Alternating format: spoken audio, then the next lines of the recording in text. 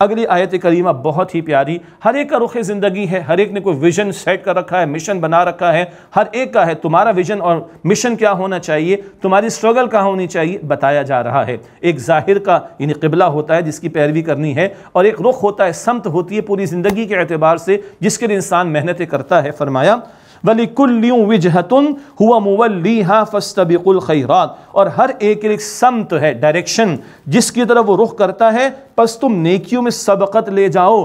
Competition تو ہے، struggle تو ہے، آگے بڑھنے کا جذبہ تو ہے، کہاں آگے بڑھو، خیرات میں، بھلائیوں میں، نیکیوں کے کاموں میں ایک دوسرے سے سبقت لے جانے کی کوشش کرو۔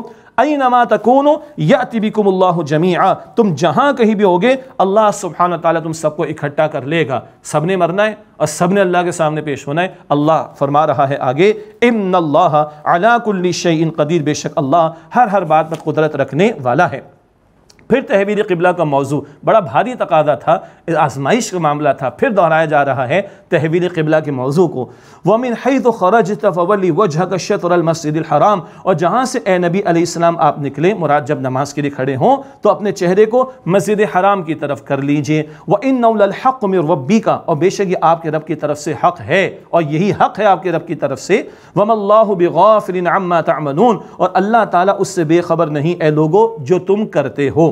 وَمِنْ حَيْثُ خَرَجْتَ فَوَلِّ وَجْهَكَ شَطْرَ الْمَسْجِدِ الْحَرَامِ، اور جہاں کہیں سے آپ نکلیں اے نبی علیہ السلام اپنے چہرے کو مسجد حرام کی طرف پھیر لیجئے۔ وَحَيْثُ مَا كُنْتُمْ فَوَلُّوا وُجُوهَكُمْ شَطْرَهُ، اور تم جہاں کہیں بھی ہو اے مسلمانوں اپنے چہرے اس بیت المسجد حرام کی طرف کر لو۔ لِأَلَّا يَكُونَ لِلنَّاسِ عَلَيْكُمْ حُجَّةٌ، تاکہ لوگوں کے لیے تمہارے مقابلے میں کوئی دلیل باقی نہ رہے، کوئی اعتراض کا موقع نہ رہے۔ کیوں؟ پچھلی کتابوں میں جہاں حضور کی بشارتیں موجود وہاں یہ ذکر بھی تھا کہ آخری رسول کا قبلہ جو ہوگا بیت اللہ شریف ہوگا، تو اب دیکھو اللہ نے معین کر دیا اسی کی پاسداری کرو تاکہ لوگوں کو حجت بازی کا اور لوگوں کو اعتراض کرنے کا موقع نہ ملے۔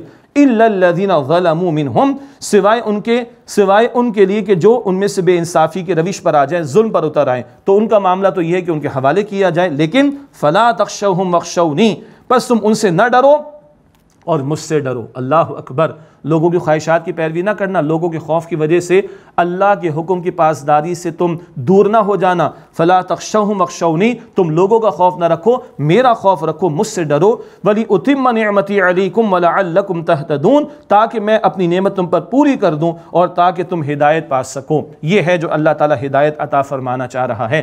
اگلی آیت کریمہ میں پھر نبی صلی اللہ علیہ وسلم کے 4 فرائض کا ذکر آ رہا ہے جو اس سے قبل آیت نمبر 129 میں بھی آئے تھے۔ ارشاد ہوا کما ارسلنا فیکم رسولا منکم، جیسے کہ ہم نے تم میں سے ایک رسول کو بھیجا تمہاری طرف، یتلو علیکم آیاتنا، جو تم پر ہماری آیات کی تلاوت کرتے ہیں صلی اللہ علیہ وسلم، ویزکیکم، اور تمہارا تزکیہ کرتے ہیں، ویعلمکم الکتاب والحکمہ، اور تمہیں کتاب اور حکمت کی تعلیم دیتے ہیں، ویعلمکم ما لم تکونوا تعلمون، اور تمہیں وہ کچھ سکھاتے ہیں جو تم جانتے نہیں تھے۔ اللہ اکبر، قرآن کی آیات کی تلاوت، لوگوں کا تزکیہ قرآن کے ذریعے، قرآن کے احکام کی تعلیم، قرآن میں حکمت دانائی کی باتیں ان کی تعلیم، یہ بنیادی ذمہ داری حضور نے قرآن پاک کے ذریعے ادا کی۔ مکے کے 13 برس لوہے کی تلوار نہیں چلی، قرآن قرآن قرآن سینوں میں اتارا گیا اور اللہ والے پروڈیوس کیے گئے جو 313 پہ بدر میں ہمیں دکھائی دیتے ہیں، اور تمہیں وہ کچھ سکھاتے ہیں جو تم جانتے نہیں تھے۔